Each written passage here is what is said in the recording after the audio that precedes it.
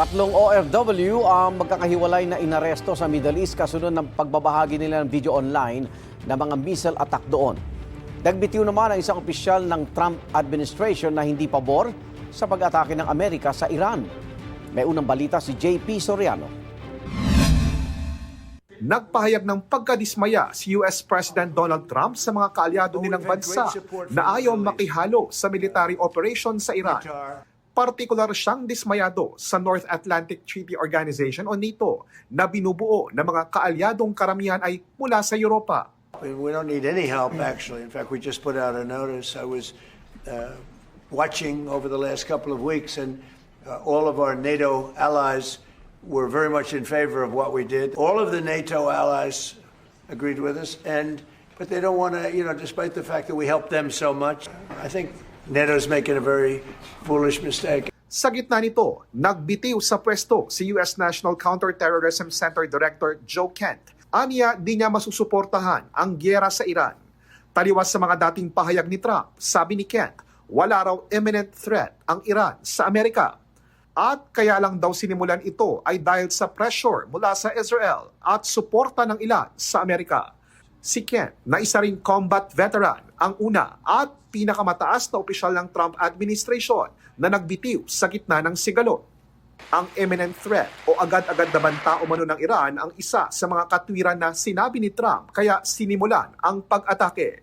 Sabi ngayon ni Trump, When I read a statement, I realized that it's a good thing that he's out because he said that Iran was not a threat. Iran was a threat. Because the Iranian regime has told Sky News, if you put boots on the ground in Iran, it will be another Vietnam. Are you afraid of that? No, I'm really not afraid of anything. Sa United Arab Emirates naman, 2 Pilipino ang inaresto dahil sa pagbahagi umano online ng video ng nasaksihang missile attack. Bukod sa 2 OFW na inaresto sa UAE kamakailan, isa pang OFW sa Saudi Arabia naman ang inaresto din dahil din umano sa pagpo-post online ng mga missile strike na nasaksihan niya doon. Kaya paalala sa mga OFW, iwasan ang pagbabahagi ng video ng airstrike sa social media. We will help these 3 OFWs, including the other OFWs na humarap sa kanyang kaso. While they are incarcerated, we respect their laws. We respect their processes, but we will provide for legal assistance.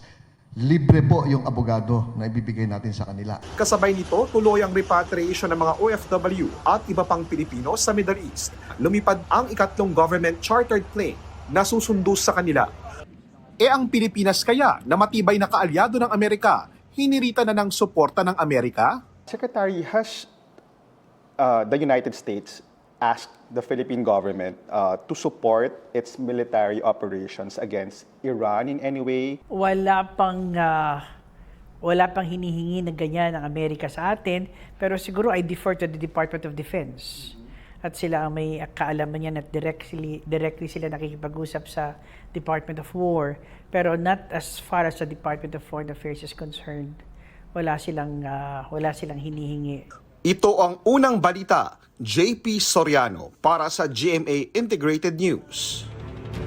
Igan, mauna ka sa mga balita, mag-subscribe na sa GMA Integrated News sa YouTube para sa iba't ibang ulat sa ating bansa.